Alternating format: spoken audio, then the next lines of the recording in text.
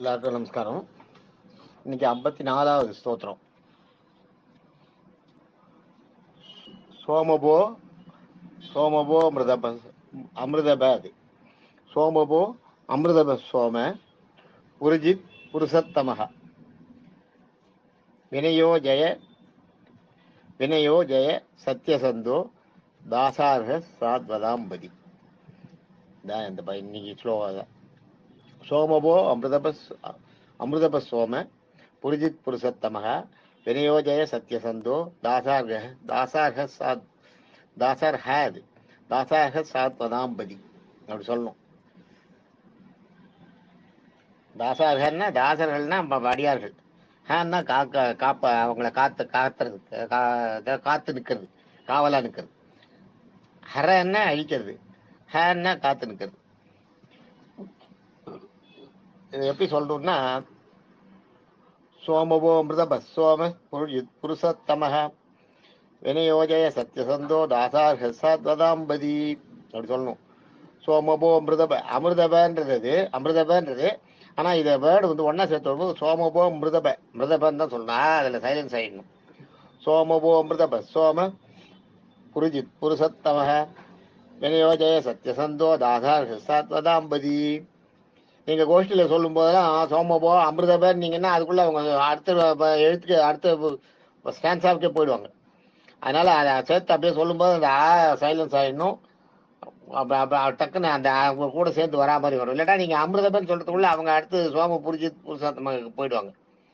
அதான் சொல்லும்போதே சோமபோ அமிர்தப சோம புருஜித் புருஷத்தமக வினயோஜய சத்யசந்தோ தாசார்ஹசாத்வதாம்பதி அப்படி சொல்லணும். சோமபோ அமிர்தப சோம புருஜித் புருஷத்தமக வினயோஜய சத்யசந்தோ தாசார்ஹசாத்வதாம்பதி அப்படி சொல்லணும். அவன் அந்த அந்த இது இருக்கணும், அந்த ஸ்பீடு சொல்றதுக்கு இருக்கணும், அந்த அளவுக்கு தயாராகிடணும். ஓகே, இப்ப அதனோட அர்த்தத்தை பார்ப்போம். அர்த்தம் நீங்க என்னன்னா, சோமபோன்றது சோமன்றது வந்து சோமபானம். அதான் சோமபோன்றது வந்து சோமபானம்னுவாங்க. சோமரசத்தை உருவாக்குவர். அதாவது அவங்களுக்கும் தேவர்களுக்கும் அவங்க மெய்மருந்து இருக்கிறதுக்கு சோமபானம்னு ஒன்று கொடுப்பாங்க. சோமபானம்னா இவங்க குடிக்கிற கல் அந்த மாதிரி கிடையாது, அது ஒரு பானம், அது அவங்க தயார் பண்றது. சோமபானம்னு கொஞ்சம் மயக்க நிலையை கொடுக்கக்கூடியது தான். அந்த சோமபானத்தை தயார் பண்றது, அதை கொடுக்கறதும் இறைவன் தான், அதை உருவாக்குறது நீ தான் அப்படின்ற. அதான் சோமபோ இந்த சோமபானத்தை கொடுக்கறது நீ தான். அடுத்தது கவனிக்க, அமிர்தபன்னா அமிர்தத்தை கொடுக்கறது நீ தான். அப்படி எடுத்துக்கணும். அதை சோமபானன்ற மயக்கத்தை கொடுக்குற அந்த சோமபானத்தை கொடுக்கறது நீ தான். பின்னாடியே அந்த மயக்கெல்லாம் தெளிஞ்சு உண்மையான ஞானியான நிலையை வரத்துக்கு தேவையான அமிர்தத்தை கொடுக்கறது நீ தான் அப்படின்றது அர்த்தம். சோமபோ அமிர்தப சோம. மறுபடியும் சோமன்றதுக்கு வந்து மயக்கத்தை கொடுக்கறதுன்றது ஒண்ணு.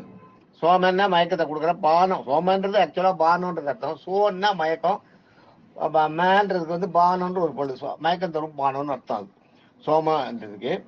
அதே சோமன்றதுக்கு வந்து இனியன்னு ஒரு பேர் இருக்கு. சுவை கூடிய, சுவையுடன் கூடியன்னு அது ஒரு இது இருக்கு, அது ஒரு அர்த்தம் இருக்கு. அதுல முதல்ல இப்ப வந்து சோமபோ, அந்த சோமம் வந்து சோமரசத்தை கொடுக்கறது அவர் தான். அமிர்தபன்னா அமிர்தத்தை கொடுக்கறது தான். அதுக்கு அடுத்தது ஒரு சோமபோ அமிர்த சோம வருது பாருங்க. அந்த சோமம் என்னன்னா இனிமையானவன் அர்த்தம். சோமபோ 3 பேர், இதுல 3 திருநாமம் வந்துடும். சோமபோ 1, அமிர்தப 1, மறுபடியும் சோம 1. முதல்ல வந்த சோமக்கு வந்து உங்களுக்கு வந்து மயக்கத்தை தரும் சோமபானத்தை உருவாக்கி கொடுக்குறவனும் நீ தான். அடுத்தது அமிர்தப வந்து அதுக்கு அந்த அவ்வளவு ஒரு கீழ்நிலை மயக்கத்தை கொடுக்கக்கூடிய மனுஷனுடைய நிலையை வந்து கீழே தள்ளக்கூடிய சோமபானத்தை கொடுக்கறது நீ தான். அவர்களுடைய நிலையிலிருந்து அவங்க தடுமாறுற அளவுக்கு சோமபானத்தை உருவாக்கி கொடுக்கறது நீ தான். அவங்க நிலையிலிருந்து அவங்க ரொம்ப மேலே போறதுக்கான அமிர்தத்தை கொண்டு நீ தான். அமிர்தப சோமன்றது இதெல்லாம் கொடுத்துட்டு இனிமையானவன். இந்த சோமக்கு வந்து இனிமையானவன். அப்படியே நீ வந்து உன்னுடைய இனிமை, அவ்வளவு உன்னுடைய இனிமை, இதையும் கொடுப்ப அதையும் கொடுப்ப, நீ என்ன வேணாலும் பண்ணுவ அப்படின்றது. அடுத்து வந்து புரிஜித்னு ஒண்ணு இருக்கு. புரிஜித்ன்றது என்னன்னா புரு பிளஸ் ஜெயித். புருனால மிகப்பெரிய வீரர்களுக்கு பேர் புருன்னு பேரு. புருவம்சம்னே ஒண்ணு இருந்தது அந்த இதுல. ராமரோட இதுல புருன்னு வரும். ஒரு ஒரு அந்த ராமரோட 68 பிரம்மால இருந்து ஆரம்பிச்சு ராமர் வரைக்கும் ஒரு அந்த வம்சம் சொன்னேன் பாருங்க. அது புரு வம்சம்னு ஒண்ணு வரும். புருன்னா வீரர்கள், வீரம் பராக்கிரமசாலி, பயங்கர வீரனா இருக்கும். மிகப்பெரிய பராக்கிரமசாலியா தான் புருன்னு சொல்ற அந்த இது கொடுப்பாங்க. எப்படி ராஜாக்கள்லயே ரொம்ப பெரிய ராஜ்யத்தை வச்சு ஆடுறவனுக்கு வந்து சக்கரவர்த்திட்ட பட்டம் கொடுக்குறாங்க. அது மாதிரி வீரத்திலேயே வீர பராக்கிரமத்துல கரைதேர்ந்தவனா இருந்தவன், எல்லா வித்தைகளும் தெரிஞ்சவனா இருக்கிறவன தான் புருன்னுவாங்க. இங்க வந்து புரிஜித்ன்றது ஜெய்ஜித்ன்றது ஜெயித். அந்த மாதிரி புருக்களை எல்லாம் புருக்களாகிய வெற்றி வீரர்களை வெற்றி பெற்றவன் அப்படின்னு ஜெயித்த புருக்களை எல்லாம் ஜெயித்தவன், மகா பெரிய வீரர்களையும் வெற்றி கொள்ளக்கூடியவன் அப்படின்றத புரிஜெயித்தீங்க. புருஷத்தமகான்றது வந்து இங்க என்ன சொல்றாருன்னா, பூர்வன்னா சான்றோர்கள், சத்தம்னா இருத்தல், சான்றோர்கள் மனதில் குடிகொண்டிருப்பவன் சொல்றார். சத்தியசந்த சித்தர் வந்து புருஷத்தமன்றதுக்கு வந்து புருன்னா சான்றோர்கள், சத்தமன்றது வந்து இருத்தல, சத்தமன்றது வந்து மனசுல குடியிருக்கிறது, சான்றோர்கள் மனதில் குடியிருப்பவன் சொல்றார்.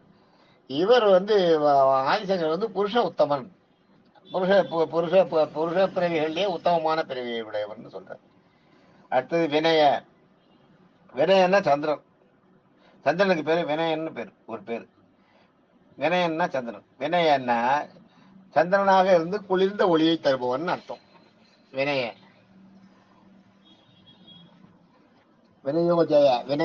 ஜெய என்றால் வெற்றியை கொடுப்பவன். அதான் வெற்றியை அடியார்களுக்கு தான் தோற்று. அதை இவர் இவரை விட ஆதிசங்கரை விட சத்தியசந்த சித்தர் சொல்றது ரொம்ப அழகா இருக்கும். ஆதிசங்கர் வந்து ஜெயனா இவன் எப்போதும் வெற்றியே கொடுப்பவர்னு சொல்லி முடிச்சார். ஆனா இவர் என்ன சொல்றார், சத்தியசந்த சித்தர் அடியார்களிடம் தான் தோற்று அவர்களுக்கு வெற்றியின் சுவையையும் சந்தோஷத்தையும் அளிப்போன்ற. அடியார்கள்ட்ட வந்து தான் தோக்குறது எப்படி? குழந்தை வந்து ஒரு குழந்தை நம்மளை வந்து அடிக்கும்போது வலிக்குது, வலிக்குதா என்ன இல்ல? அது மாதிரி ஒரு சின்ன குழந்தைகள் கூட பேரம் பேத்தி அது மாதிரி குழந்தைகள் கூட விளையாடும் போது பாத்தீங்கன்னா நீங்க தோத்தா மாதிரி நடிக்கணும். நீங்க தோத்தா மாதிரி நடிக்கும் போது அந்த குழந்தை ஒரு அப்படியே சந்தோஷமா சிரிக்கும் பாத்தீங்களா?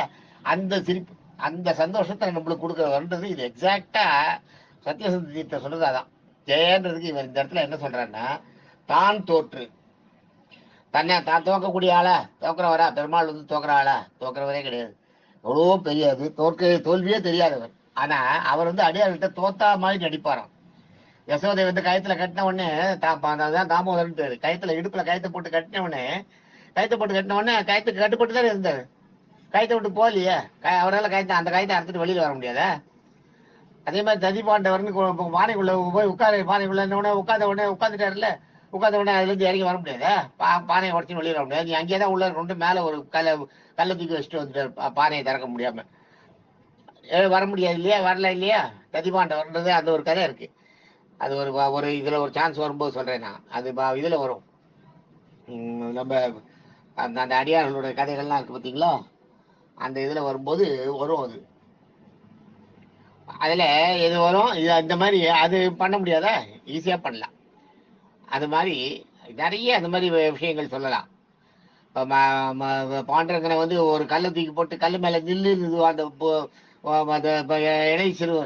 இடையில சிறுவன் சொன்ன உடனே கல்லு மேல நின்றுட்டாரான், கல்லை விட்டு இறங்கவே இல்லையாம். இன்னைக்கும் பாத்தீங்கன்னா நீங்க பாண்டரங்கன் கோயிலுக்கு இது பண்டரிபுரம் போனீங்கன்னா, பண்டரிபுரத்துல பாத்தீங்கன்னா மற்ற இடத்துல எல்லாம் இருக்க மாதிரி பீடம் மாதிரி இருக்காது. பாண்டரங்கனுக்கு பாத்தீங்கன்னா கீழே சதுரமா இருக்கும், சதுரமா ஒரு கல்லு. அப்பா அம்மாவுக்கு சிஷ்ய பண்ணியிருந்தானா அந்த குழந்தை. அவன் வரும்போது அந்த நேரத்துல வந்து பாண்டரங்கன் வந்து வெளியில வந்து வா விளையாடலாம்னு கூப்பிட்டாரான். பேசாம படுத்தாத, என்ன நான் எங்க அப்பா அம்மாவுக்கு சர்வீஸ் பண்ணிட்டு வரணும். அந்த கல்லு மேல நில்லு இருந்தாராம், கல்லை தூக்கி போட்டு. உடனே கல்லு மேல போய் நின்றுட்டாரான். கல்லு மேல நின்னதுதானா, கல்லை விட்டு இறங்கவே இல்லையா. இவரும் மறந்தே போயிட்டாரான். அதை மறுபடியும் இறங்க சொல்றதுக்கு அப்பா அம்மாவுக்கு சேவை பண்ணிட்டு பாண்டரங்கனை வர சொன்னது மறந்து போச்சு, கல்லு மேல நிற்க சொன்னது மறந்து போச்சு.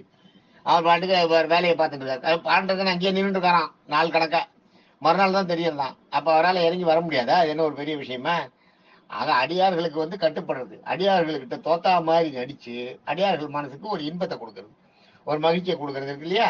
எப்படி குழந்தை நம்ம அடிச்ச உடனே வலிக்குதே நம்மனா நம்மளுக்கு உண்மையா வலிக்குதா என்ன? வலிக்குதே நம்மனா குழந்தை சிரிக்கும். அந்த சிரிப்பு இருக்கு பார்த்தீங்களா? அதுதான் அந்த சந்தோஷத்தை அளிப்பவர். நம்மை மனதால் அதனால அந்த மாதிரி பண்றதுனால நம்மளை மனதால் வென்றவன். நீங்க அந்த மாதிரி குழந்தைகிட்ட விளையாடி பாருங்க, அந்த குழந்தை அப்படியே உங்ககிட்ட உயிரே வச்சிருக்கும். குழந்தை தான், நம்ம தான் குழந்தை. நம்ம வந்து அந்த விளையாடுறவங்க கிட்ட பிரியமா ஓடும், ஓடி ஓடி போய் விளையாடும். அதுதான் இதுல இருக்கிறது.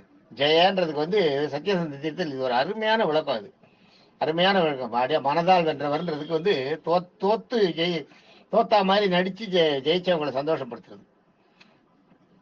அடுத்தது வந்து சத்திய சந்தம். சந்தன்னா மூலப்பொருள், சத்தியன்னா மூலப்பொருளாக விளம்புவர்.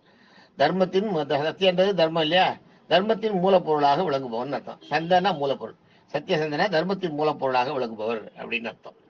தாசார்க, தாசர்னா அடியார்கள்.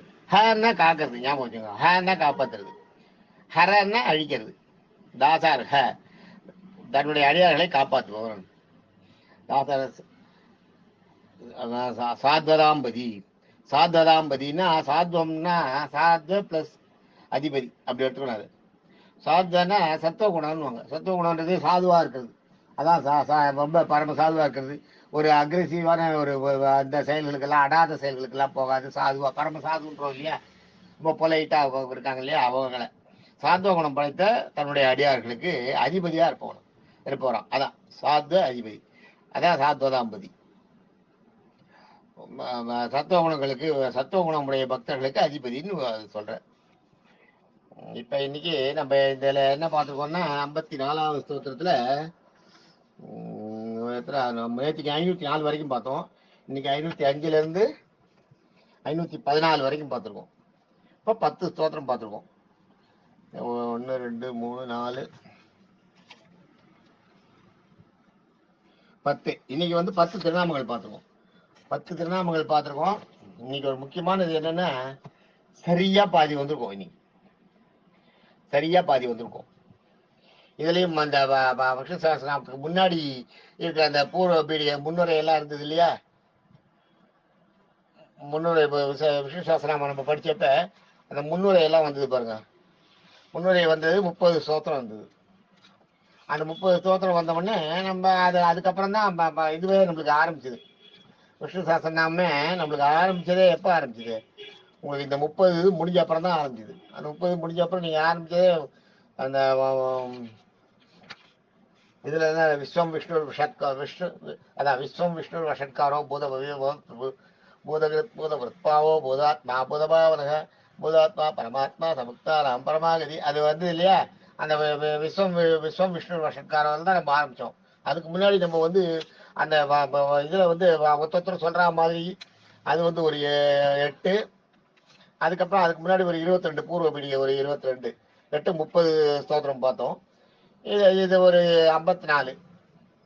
இப்ப இன்னும் நம்ம பார்க்க வேண்டிய சஹஸ்ரநாமத்துல 108 1008ல இப்ப நம்ம இன்னொரு 108 ஸ்தோத்திரத்துல இருக்கு இல்லையா, 1000 நாமங்கள். இன்னொரு 54 ஸ்தோத்திரம் பார்க்கணும். அப்புறம் பலஸ்ருதின்னு இதனோட முடிவுல மத்தவங்க ஒருத்தரும் இந்த சஹஸ்ரநாமத்தை பத்தி என்ன சொல்றாங்க அப்படின்றது அது வரும். இப்ப முன்னாடி எப்படி இதை வந்து தர்மர் பாண்டவர்கள் கேட்டாங்களோ அதே மாதிரி பின்னாடியும் உண்டு. அதுக்கு பேர் பலஸ்ருதின்னு பேரு. அந்த பலஸ்ருதி வரும்போது அதுலயும் ஒரு 30 இருக்கு. ஆக இந்த நம்ம இன்னும் 34, அது ஒரு 54, ஒரு 30, இன்னும் 84 ஸ்லோகம் பார்க்கணும். இது வரைக்கும் நம்ம 84 ஸ்தோத்திரம் பார்த்துருக்கோம். 54 ஸ்தோத்திரமும் 30 ஸ்லோகமும் பார்த்துருக்கோம். இன்னொரு 54 ஸ்தோத்திரமும் 30 ஸ்லோகமும் நம்ம பார்க்கணும். பார்த்தா நம்மளுக்கு இது நிறைவடையும். கரெக்டா சரியா பாதி 50% பார்த்துருக்கோம். தேங்க்யூ.